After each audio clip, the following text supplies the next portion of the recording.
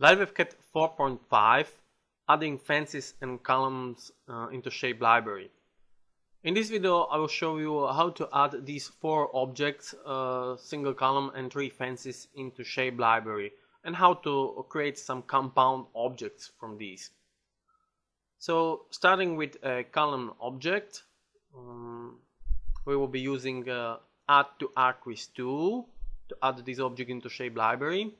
In numeric panel we need to set a library type to column. There is no shape type, so leave it, and click into back viewport from the side of the column. Now tool is activated and we can set some additional options for this shape. We can set start and position, so this will define where the column is starting, where it is ending. Ground, it is by default okay because column is sitting on the ground, and with intervals we just need to set interval here along the y-axis on the top of the column, this cap. So when we will be changing height of this column in fence 2, the cap will be not stretched and it will keep dimension of this cap. Last one, fence axis, by default it is in the middle of the column and we will leave it as it is. So now just create some new test library and add this column into library.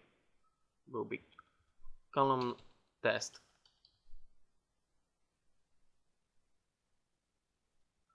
Next object we are going to add into library is this fence part. With this fence part we want to define piece of the fence which will be, when we stretch it, then some part inside will be cloned. So because of that, this part is divided into several objects. It is divided into this first part, middle part, and end part, and also these 3 pipes. These 3 pipes we want to have stretched from the start to end of the fence. This middle part we want to have cloned. How many times? It depends how long the fence will be. And part on the start and on the end will be cloned only once, on the start and on the end. So we have this object prepared like this, and now just use the add to arc-with tool, defining library type to fence, and clicking into back viewport. Tool is activated. Now we have 5 additional buttons for additional options. Start and by default is correct, so it goes from the start of the object to end object. And pattern. With pattern button we can define where is actually object inside the defense which should be cloned. So we need to set this boundary exactly on the division between these circles, on division of this circle. So now when we define the pattern here inside, the tool will know that everything which is on the left from the pattern will be applied only once on the beginning of the fence. Everything what is on the right, all objects on the right will be placed only once at the end, and every object inside the pattern here in the middle will be cloned. And all other objects which are spanning from the beginning through the pattern to the end, in this case it will be these 3 pipes from the start to end, will be just stretched, not cloned, just stretched. So now I will define also intervals for these, so only intervals along the y-axis. So when we change height of the fence, this part we want to have fixed. Also also this part on the bottom, and when we stretch fans from up to down or down to up, this interval inside will be stretched. Okay, so now we will add this into new created test folder as a fans 1 test.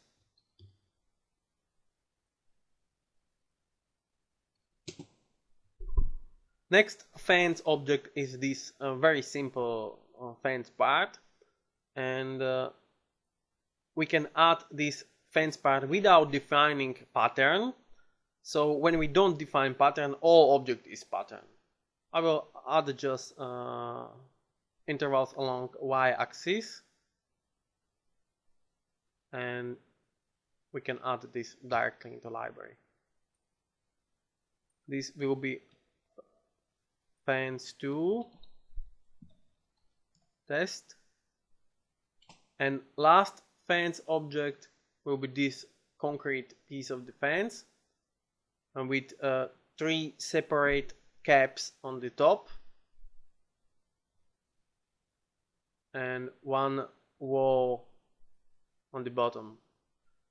So now add this fence same way as first fence object, so we need to define pattern, and pattern will start between these 2 caps. So the 2 will now know which cap should be cloned and which is on the beginning and which is on the end. And this bottom part is spanning from the start part to pattern part to end part, and this bottom wall will be stretched.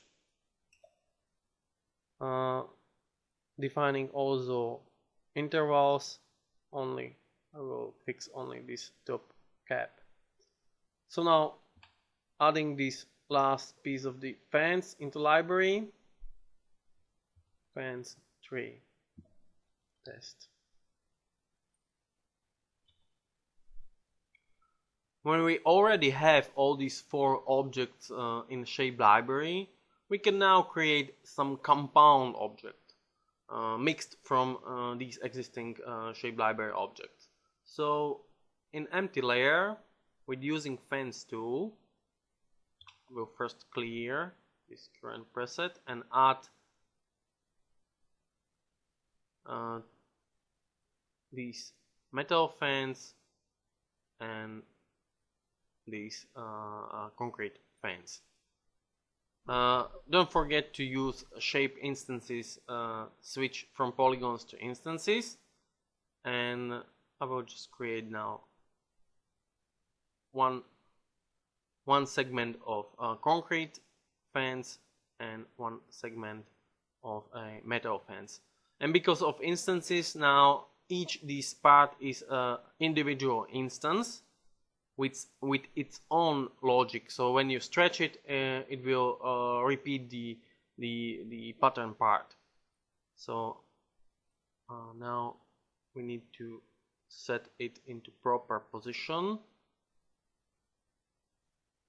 So let's say here, and when I stretch these fans, you can see the pattern works great. So instance is still working as a fence. So by this way, creating 2 different instances and putting them together into one piece, now we can add these 2 fence instances.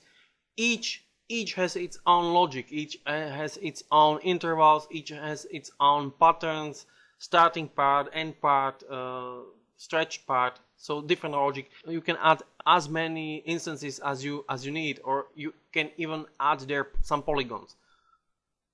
And now we will add this compound object into shape library. With add to arc-with tool, now we have 2 instances, one on the bottom and one on the top.